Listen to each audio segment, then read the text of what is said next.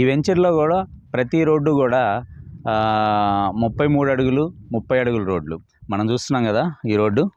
So ప్రతి road కూడా చాలా విశాలమైన రోడ్లు. అదేవిధంగా ఏంటంటే ఈ వెంచర్ మొత్తం కూడా ల్యాండ్ కన్వర్షన్ జరిగింది. ల్యాండ్ కన్వర్షన్ అంటే జనరల్గా ఏంటంటే మనం ఒక సైట్ కొనుక్కునేటప్పుడు లీగల్గా ల్యాండ్ కరెక్టా కాదా అనే ఆలోచన అనేది ఇన్వెస్ట్ చేసే ప్రతి ఒక్కళ్ళకి ఒక ఆలోచన వస్తుంది. ల్యాండ్ కరెక్టేనా, లీగల్గా ఈ భూమి కరెక్టేనా అలాంటివంటి ఆలోచన వస్తుంది.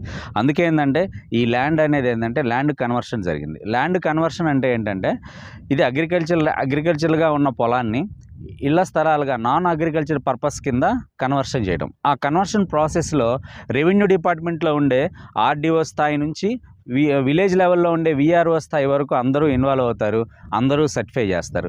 వీళ్ళందరి సర్టిఫై రిపోర్ట్ కరెక్ట్గా ఉంటేనే మనకి ఈ ల్యాండ్ కన్వర్షన్ అనేది జరుగుతుంది, ఈ లేఅవుట్ వేయడానికి అనుమతి అనేది ఉంటుంది. సో ఈ టోటల్ ల్యాండ్ అనేది ల్యాండ్ కన్వర్షన్ జరిగింది అంటే పక్కాగా లీగల్గా ఉన్నట్టు. అదేవిధంగా ఈ టోటల్ ల్యాండ్కి వచ్చేసి బ్యాంక్ ప్యానల్ అడ్వకేట్స్ చేత, అంటే యాక్చువల్గా ఏంటంటే మనం ఏదైనా లోన్ కోసం బ్యాంక్ వెళ్ళినా, లేకపోతే మనం ఏదైనా లోన్ కోసం బ్యాంక్ వెళ్ళామంటే ఆ బ్యాంకర్ ఏం చేస్తాడంటే వాళ్ళ లీగల్ అడ్వైజర్కి రిఫర్ చేసి ఆ లీగల్ అడ్వైజర్ దగ్గర ప్రాపర్టీ మొత్తం చెక్ చేయించుకొని రండి, అతను ఒపీనియన్ ప్రకారమే మనం లోన్ ఇస్తామంటాడు.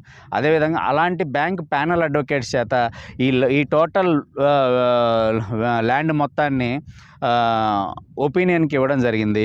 పక్కాగా ఒపీనియన్ వచ్చి ల్యాండ్లో ఎలాంటి ఇబ్బంది లేదన్న తర్వాత కన్వర్షన్ చేసిన తర్వాత మాత్రమే ఈ లేఅవుట్ అనేది వేయటం జరిగింది.